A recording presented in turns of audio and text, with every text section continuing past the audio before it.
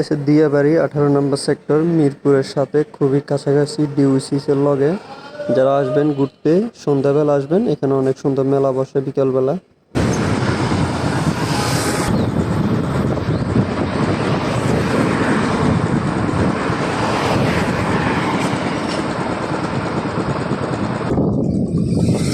পুরা দিয়াবাড়িতে এখন আছি,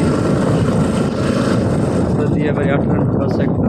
জায়গাগুলো খুবই সুন্দর দেখতে, লাগে ঘোরাফেরার জন্য বেস্ট। রেস্টুরেন্ট এখানে অনেক পরিমাণ রেস্টুরেন্ট আছে, খুবই সুন্দর সুন্দর রেস্টুরেন্ট।